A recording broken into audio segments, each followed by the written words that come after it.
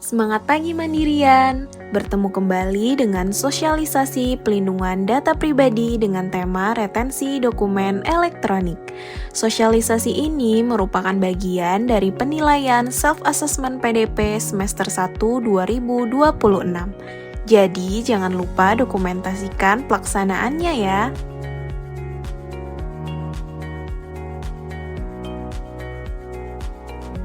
Wah, datanya banyak banget. Ini bahkan dari tahun 2010 masih ada. Ini masih kepake nggak ya? Kenapa, Vi? Dari tadi serius banget. Ini loh Kavi, lagi ngecek dokumen di sistem.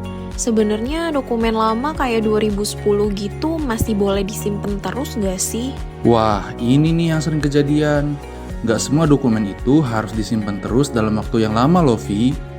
Gini, Via, dokumen elektronik itu ada masa retensinya. Aku jelasin ya. Kalau di sistem atau aplikasi, 10 tahun sejak terakhir dipakai atau diubah, nah itu namanya masa retensi aktif. Berarti selama itu aman buat disimpan. Ya, tapi kalau udah nggak ada nilai guna, sebenarnya bisa diajukan buat dihapus. Lalu gimana untuk dokumen yang lebih dari 10 tahun? Kalau lebih dari 10-30 tahun, itu dokumennya masuk ke masa retensi inaktif. Boleh disimpan, tapi harus dicek. Kalau udah nggak dibutuhin dan memenuhi syarat, bisa dihapus. Dan kalau udah lewat masa inaktif, maka wajib dihapus. Kecuali memang masih ada nilai guna. Wait, tadi kamu bilang penghapusannya diajukan dulu ya? Berarti nggak bisa langsung dihapus dong. Nah, betul, nggak bisa sembarangan Via, ada alurnya. Sini aku jelasin. Pertama, ajukan permohonan penghapusan ke unit analisa teknis. Permohonannya dilengkapi dengan analisa dampak. Lalu, permohonannya akan diproses oleh unit analisa teknis dan IT IFS. Setelah itu, akan ada konfirmasi resmi bahwa dokumen sudah dihapus. Jadi, semua penghapusan tetap terkontrol dan tidak menimbulkan risiko ke data ataupun proses bisnis. Ini juga bagian dari mitigasi risiko supaya nggak ada data penting yang hilang tanpa pengecekan.